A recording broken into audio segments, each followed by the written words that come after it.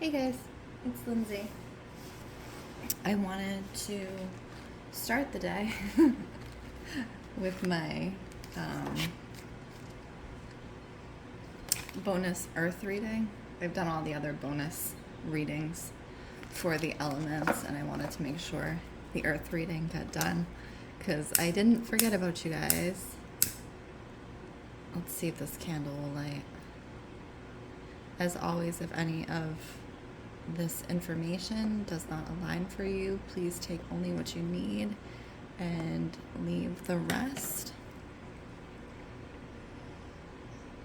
I am going to do a short and quick blessing of the cards. There's a little bit of noise in the background. We're keeping house, so if you hear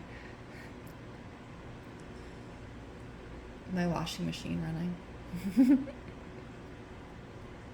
I ask that any and all messages that come through the cards come through with clarity and understanding for all those involved and for their highest good at this point in time only, Spirit. Yes. Okay. So we're going to do a general reading for the earth signs and see what shows up. This is going to be a timeless reading, so whenever you find it, know that it is for you. Number 39, peacock. A little more clarity around this one. It's interesting because what I'm getting, earth signs, is not so much, yes. When I know, I know. What I was going to say is, so you see the peacock, and the peacock says prosperity. But it's interesting because the peacock often ties to me that display of plumage. It's very showy, especially in the mating season. So I once lived on a, how do we call this? A tropical sanctuary, and there were a lot of peacocks around. But there was one particular male peacock, and he would always be right in the middle of the common area with his feathers. Now, peacocks are pretty loud, actually. If you've ever been in contact with a peacock, you know that they make this squawking noise, and the males really will fluff up their feathers and kind of almost harass the females constantly, wandering around the property. And so it's this really interesting kind of energy, the peacock energy. It's the way it's coming through for earth signs. It's in connection to earth, to work, and it is very much that energy of feeling the need to show up in a certain way, like the peacock, and put on a display, and almost getting that harassed feeling, right? Like you can't do it anymore. And it's interesting because as I was thinking this, I pulled the bull, which says at the bottom, it's the difference in these cards is intense. So this one's bright and beautiful, and it's showy. And then you have the bull, it's just like one color, and it says sacrifice. So it's like earth signs. You have to show up as this at work, and this is what you feel like. Which is actually kind of perfect because two of our earth signs are horned, right? So Taurus and Capricorn. So it is you guys. So it is this kind of like harassed but also drained feeling, right? Because when you constantly have to show up as this and you're feeling like this, you're not being genuine to your energy because you can't, right? Okay, let's get into, we're going to start with Taurus first. That's interesting right off the bat. So every sign in every different deck, it keeps getting the peace card. This is gorilla. It says peace, but then if you look in the back, it's the earth. So for the Taurus card, the way it's coming through is very much peace in and around their home specifically, because if they can't find it at work, Taurus needs it at home. You know, Taurus is very much associated with home and the cultivation of home and like serenity in their home. They like to have comfortable things around them. They like to be at home, right? A little more clarification.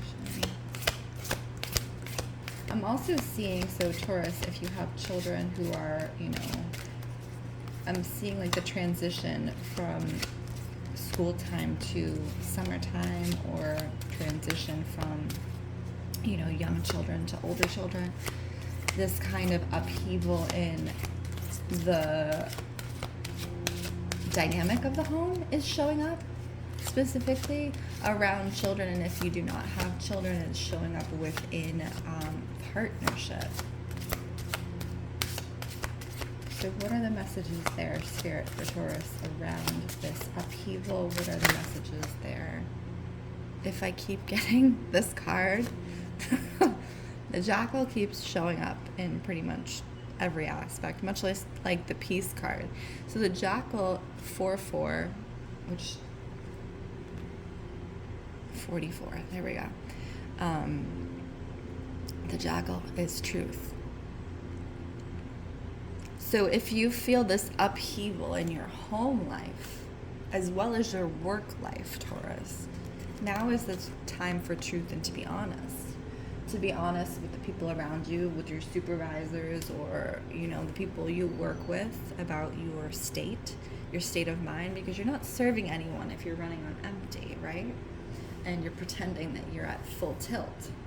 And then in the home life, Taurus, speaking with your partner, speaking with your family members, and really becoming clear on, you know, how you all are going to show up in the home. So what that's going to look like as far as, you know, if you are a home that has chores or, you know, certain responsibilities for each family member, being very clear with them on that and speaking your truth, but also the other side of that. So when you speak your truth, you have to be open to hearing other people's truth, right? So it's not a one-way street, and that's what I'm getting, Taurus. So in the past, where maybe you felt like, you know, this tension around speaking your truth, maybe other people also felt tension around speaking their own truth to you. So again, just be open to hearing whatever is coming your way, and take it as constructive feedback if it is indeed constructive. Now, if it's not, that's another story. Okay, so Capricorn, and the deck, ooh, we're all over the place. The deck we are using is the Divine Animals Oracle by Stacey DeMarco. This really beautiful deck. I've been enjoying it quite a bit. Divine Animals. Let's see. So Capricorn, Dolphin, happiness and joy, Capricorn. This is the cultivation of, as we were saying, this kind of, you're not this, right? You're not. It's this kind of, this energy. And I feel like you've been in this energy for so long, Capricorn, that you don't know how to be this. You don't know how to be this peaceful, bright, blossoming thing, right? So for you, Capricorn, the cultivation of your own happiness is the most important right now. The cultivation of your own joy. If you've never connected with that feeling truly, or what brings you that feeling, now is the time to really connect with that. Because I think for you, in some ways, maybe you've been in the home too much. Where Taurus needs to be in the home a little bit more and be safe in their home. I think, Capricorn, you've been in the home too much, which is exactly right. How am I always? Look at this. Freedom.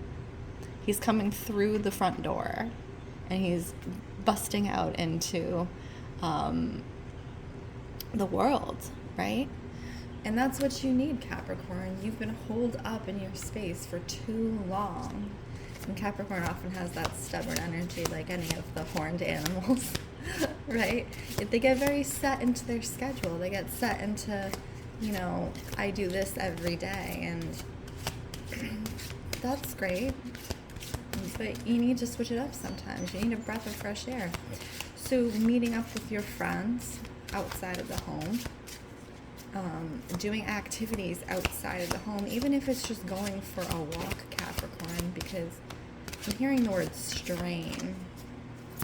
There's also something around like a heart strain or something around like straining the heart where like if you are not moving enough,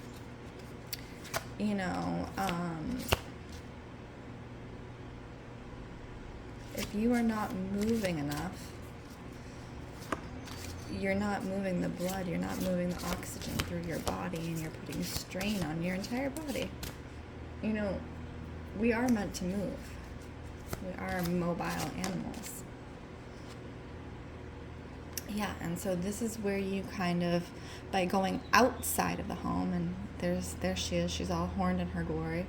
By going outside of the home, you're cultivating your power. This is Deer, it's the power card. Especially around physical exercise, Capricorn, I think that's what you need right now, is the active physical exercise. Because I think part of it for you is reclaiming your power where you have lost it, or felt you have lost it. And knowing who you are and understanding who you are. Especially, I'm hearing for very specific people, this is after injury. So if somebody had an injury and, you can get really, after needing to rest, we just sometimes continue to rest, There are certain injuries or illnesses that just take us out. But it comes to a point where little by little we have to start working our way back into the world, and that's where you are at, Capricorn. Okay, we're going to go into Virgo. What is happening for Virgo?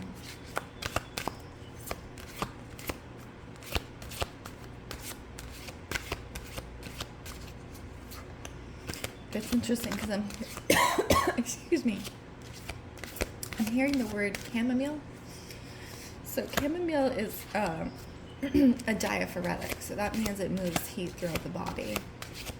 It's also a relaxant. And it's a bright, sunny flower.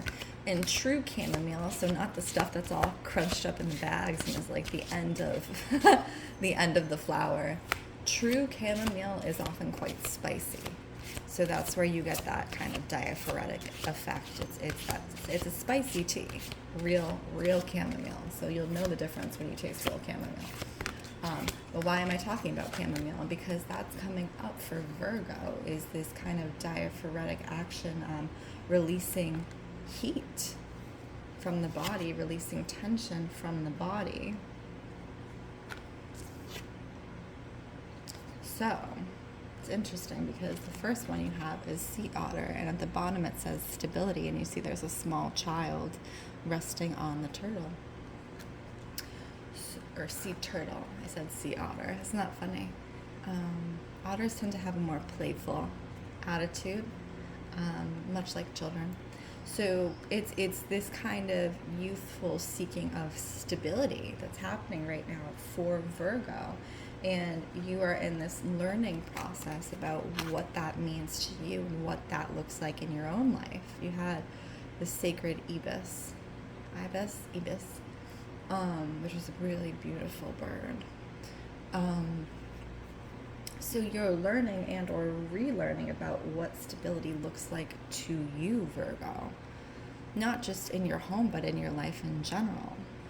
And that's where this childlike energy comes in, is how do I create stability? How do I create my own home? And so you're observing, like the peregrine falcon, observing others. Well, what are they doing that I like? What are they doing that doesn't feel right to me? you know, so you're in this phase of trying to understand yourself more in depth and what you need for stability through the observation of others. And so I would urge you, Virgo, if you haven't already, you know, take a journal and really write down for yourself what a stable life would look like for you in your home and work and relationship, and really be precise. So anytime that you are manifesting something or putting intention behind something, you really want to be precise, like down to the nitty-gritty of what it would feel like, what it would look like, what it would sound like, what it would smell like, and get yourself to a space where you're visualizing it. And so anything that is not that stability, that is not that life, you'll know for you, oh, this is not right for me. Okay, so we're going to do a final card for the earth signs in their bonus reading. Again, this is a timeless reading, so whenever you find this reading, a bonus card for the earth signs.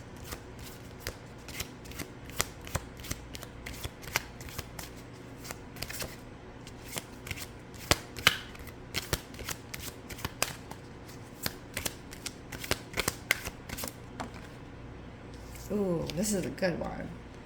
Numite. Numite's a really interesting stone. So it says at the bottom, beautiful, dark, heavy numite is connected to the ether, the space from which all the elements come. Think of ether as a mixing bowl for air, fire, water, and earth, where you find space, stillness, and freedom. Freedom, we were talking about Capricorn. Numite harkens a return to spirit and corresponds to the throat.